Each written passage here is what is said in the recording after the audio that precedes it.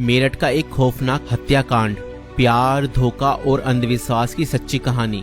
मेरठ उत्तर प्रदेश में 2025 में हुआ एक ऐसा हत्याकांड जिसने पूरे भारत को हिला कर रख दिया।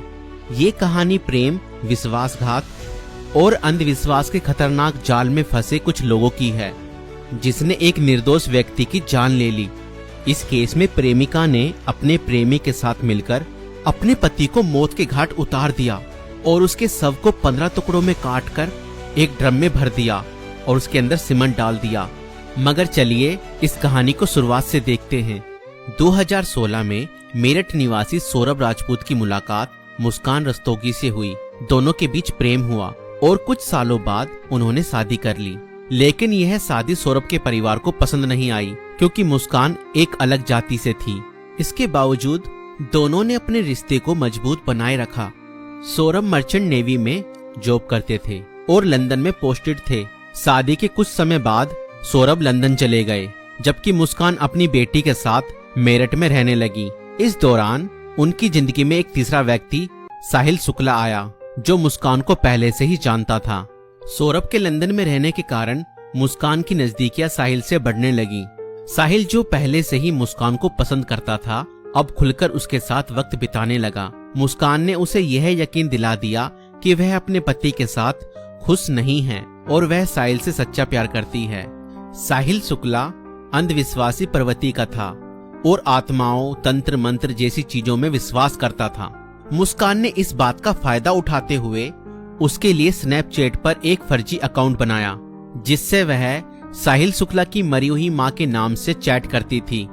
इस फर्जी अकाउंट से वह साहिल को यकीन दिलाने लगी कि उसकी मां की आत्मा मुस्कान को पसंद करती है और चाहती है कि वे दोनों साथ रहें। धीरे धीरे साहिल पूरी तरह से मुस्कान की बातों में फंस गया। मुस्कान ने उसे यह विश्वास दिलाया कि अगर वह उसके पति सौरभ को रास्ते से हटा दे तो वो दोनों एक साथ रह सकते हैं। साहिल अब पूरी तरह से मुस्कान के इशारों पर नाचने लगा था। मुस्कान और साहिल ने मिलकर सौरभ को मारने की साजिश रची। 4 मार्च 2025 को जब सौरभ लंदन से मेरठ अपनी पत्नी और बेटी से मिलने आया, तब मुस्कान ने सौरभ की फेवरेट सब्जी कोफ्तों में बेहोशी की दवाई मिलाकर खिला दी।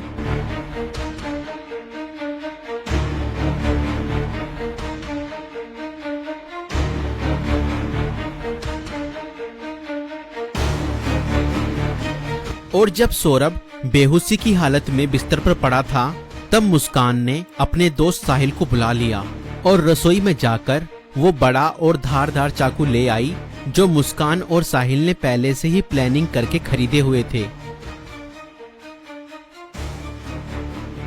और करीब 20 मिनट तक साहिल ने मुस्कान को बताया कि कैसे उसे अपने पति का वध करना है।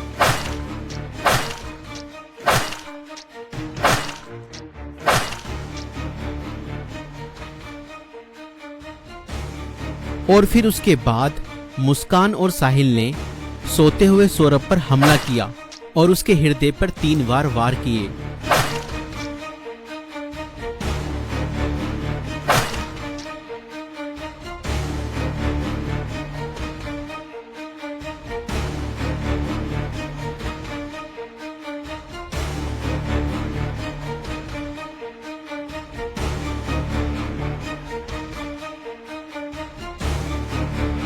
और घर में पड़े कूलर को भी ऑन कर दिया ताकि उसकी आवाज किसी को भी ना सुनाई दे।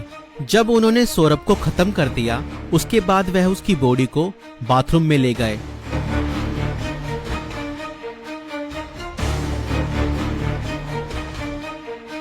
और उसके शरीर को 15 टुकड़ों में बांट दिया। सौरभ को खत्म करने के बाद उन्हें इस बात की चिंता हुई कि अगर सब बरामद हो गया तो पुलिस उन तक जरूर पहुंच जाएगी। इसलिए उन्होंने सबको ठिकाने लगाने की योजना बनाई और मुस्कान बाजार जाकर एक प्लास्टिक का ड्रम खरीद लाई। और मुस्कान और साहिल ने सौरभ के शव के टुकड़ों को उस प्लास्टिक ड्रम में डाल दिया और ऊपर से सीमेंट भी डाल दिया ताकि उसकी बॉडी की स्मेल बाहर न जाए। और उसके बाद उन्होंने उस ड्रम को घर के एक कोने में रख दिया।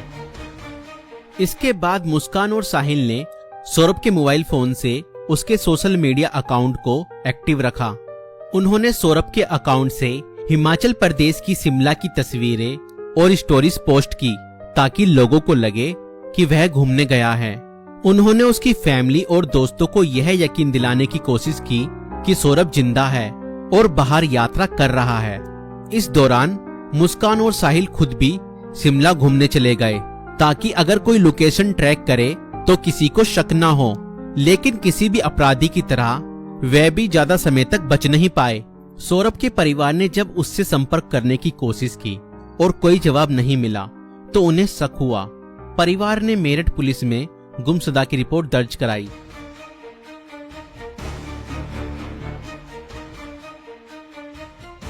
और इसी बीच मुस्कान ने अपने माता पिता को बताया कि शायद सौरभ का मर्डर हुआ है और उसके घर वालों ने ही उसका मर्डर किया है।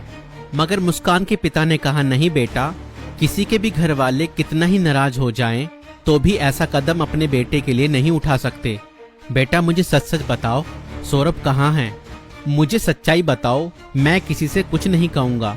और तब मुस्कान ने अपने पिता को बताया कि उसने और साहिल ने मिलकर सौरभ को खत्म कर दिया है। और इतना सुनते ही मुस्कान के पिता ने पुलिस को सारी खबर बता दी।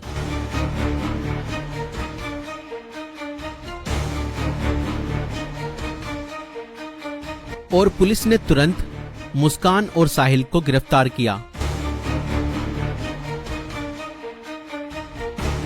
और उस प्लास्टिक ड्रम को भी बरामद किया जिसमें सौरभ के शव के टुकड़े थे।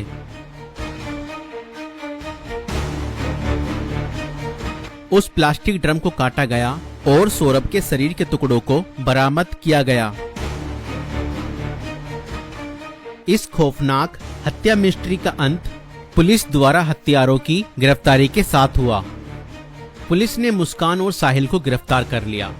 दोनों पर हत्या, साजिश और शव को छुपाने के गंभीर आरोप लगाए गए। दोस्तों, ये घटना हमें यह सिखाती है कि अंधविश्वास का अंजाम बहुत बुरा और भयानक होता है। साहिल ने अपनी मां की आत्मा के नाम पर बनाए गए एक फर्जी अकाउंट पर भरोसा किया और हत्या जैसा अपराध कर दिया। और गलत संबंध और रिश्तों का अंजाम बहुत बुरा ही होता है। मुस्कान ने अपने फायदे के लिए साहिल को मानसिक रूप से कंट्रोल किया और हत्या तक करवा दी। और कानून से कोई नहीं बच सकता, चाहे अपराध कितना भी चालाकी से किया जाए। पुलिस की जांच और सबूतों के आधार पर अपराधी पकड़े ही जाते हैं। इसलिए रिश्ते सोच समझकर बनाएं और जीवन साथी चुनने से पहले सामने वाला मानसिक रूप से कैसा व्यक्ति है यह जानने की कोशिश करें। साथी चुनते समय सूरत पर नहीं, सीरत पर ध्यान दें। इस वीडियो को बनाने का उद्देश्य संसार में बढ़ रही बुराइयों से अवगत कराना है। दोस्तों, आपकी इस वीडियो को लेकर क्या राय है हमें कमेंट्स में जरूर बताएं।